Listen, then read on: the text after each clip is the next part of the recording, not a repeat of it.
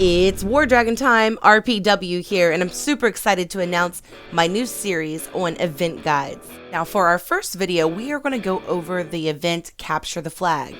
Let me show you how you can get big points and how your team can score first place in this event. So let's hop on over into the island and see what this event is all about. We're going to start out with the Info tab. If you click on this, it is going to give you all the information you need to understand how this event works. It is called the Tug of War event, also known as Capture the Flag. Your goal is to steal flags from the enemy islands. But how do you do this? Well, for your team to steal a flag from another team, you have to earn 1,000 more points against the other team before that round ends. Each round will be 6 hours long, and there are 16 of these rounds. So you're going to be up against all these teams within your league during all of these rounds. Now, not every team is somebody that you should be targeting, because believe it or not, some teams are worth more than others. If you attack somebody that's, let's say, the 16th place in the event, they're not going to have as many flags for you to take as, let's say, somebody in the 1st through 3rd places in the event. What happens to the flags? Well, these flags are actually going to be distributed across your team. Each player will be given so many flags depending on how many points they contributed to the event, and you will actually get to see these flags on your home island. You can find very detailed information in this info tab if you forget anything or you have any questions. Alright, in the top bar here, the first thing you're going to see is your energies. If you click the plus sign, you're going to bring up your refills if you have things to refill your energies. Then on the very far right, you've got your team crest. This is where you can see your team's current standings and how many flags that each person has, along with being able to see what each team member on your team is worth to other teams.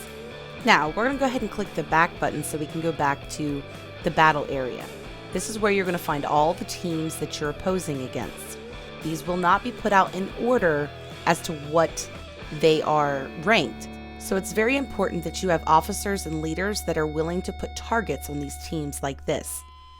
When they go through and they target a team, they have targeted teams that either A, are worth high amounts of points for your team, or B, to help offset a loss of flags. So make sure you pay attention to what's red and not just attack anything that's not been highlighted. Okay, let's go ahead and go over to the prizes area. That's always the fun part. In your points achievements, just like any other event that you would do, you will gain awesome prizes for the points that you earn in this event. They added a new really cool feature called Team Achievements. And on our team, I encourage that our entire team reaches out for the 300 sigil prize marker. And I know that there are people out there that are like 6,000 points. That seems like a lot of points. I don't know that I can get that in an event. Okay, well, I'm going to tell you that it is possible, and I'm going to show you how. If we go over to the battle roster and select a team, and let's say I'm a level 60, which is your average size on a lot of your gold teams, then I know I can take out this level 57 that's worth 95 points. Let's do the math on this. So let's say that we do get 95 points on average per attack, and we do our basic 4 attacks with no innerfires each round. That will give us a contribution of 380 points per round. Let's multiply that then by 16 rounds total.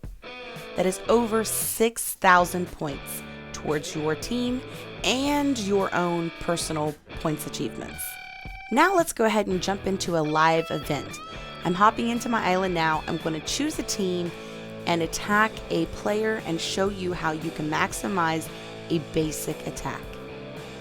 Alright, we're going to select the number 1 guy up here, click basic attack, which is worth 118 points. Now, whenever I choose my dragon, I'm going to make sure that I activate a spell on him, which will be the Inner Fire. This is going to give me an extra 100 points on my attack total.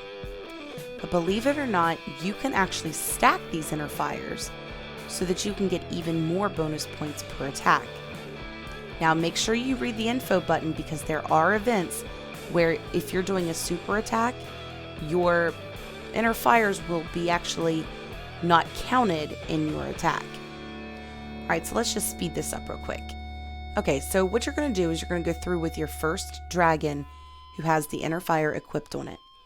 And just before you finish your island completely out, you're going to click the swap button so that you can bring in another dragon that has inner fire on it as well.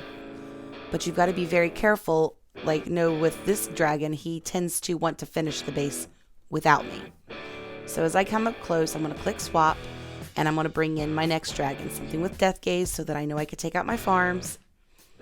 And then one more dragon after I click swap with inner fire as well, so that I can get a third inner fire bonus in here. So this completes my attack, and now I know that I'm going to get all of these awesome points. However, when I recorded this, a glitch happened, and that is very usual in PvPs because it's so busy, there's a bunch of attacks going on, and something goes wrong. So if you see this happen, loading, skip, and it does not come up, I promise you these should come in. It's just might take a little bit of time. So just give it some time. What I did is I completely restarted my game, rebooted it a few times, and then I eventually did get my points back.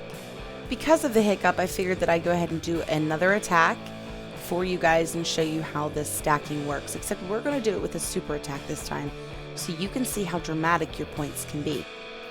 Alright, so let's go ahead and take this base real quick, and I want to speed this up, and you'll see that I will do an inner fire stacking.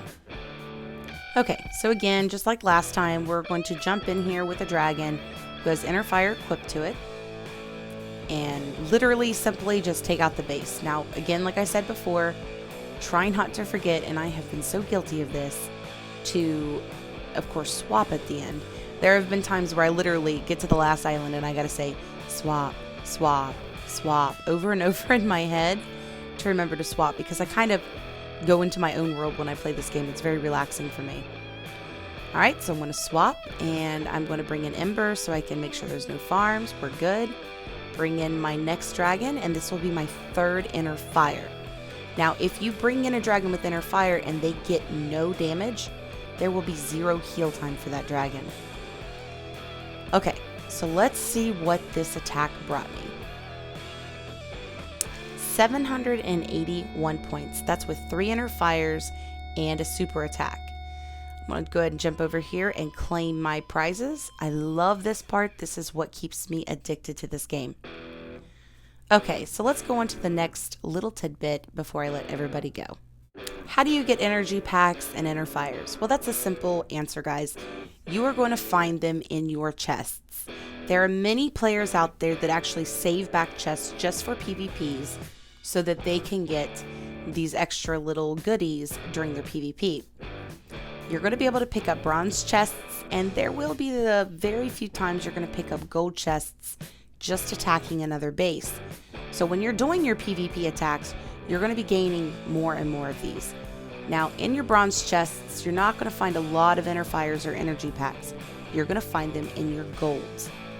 This is why I suggest, and this is one of the things I tell people over and over, save your rubies. Because the best place to spend your rubies is opening up a 10-pack of gold chests, which is only 4,000 rubies. You can easily get 4,000 rubies in a single event. Now, right now, they do have their super sigil chests, and when I got my 5,000 rubies, I went ahead and opened 10 of those. I was not super happy with what I got, but it did help me finish getting one of my dragons to their next evolution stone. So just keep in mind that the super sigil chests are only going to happen at the last 2 weeks of every season. So between then, you're going to want to save back your rubies and use these for your gold chests. Now, I personally do not save these back for PvPs. I feel like that the gold chest is what helps me in each and every event. So every event, I will gain up 4,000 rubies, and I will buy 10 gold chests for myself. This is what I suggest, especially a lot of lower players do, because you're trying to build up what you have. But never, ever buy one at a time, because it is not worth it. If you do the math, you'll see it's not worth it. Okay guys, so that is the video on Capture the Flag. I want to thank everybody for joining me today, and be sure to give my video a thumbs up, and if there's anything that I didn't cover or you have a question about, be sure to comment below. I'll be happy to answer it. Now, don't forget to hit that subscribe button so that you don't miss out on future awesome videos by RPW. Happy hunting!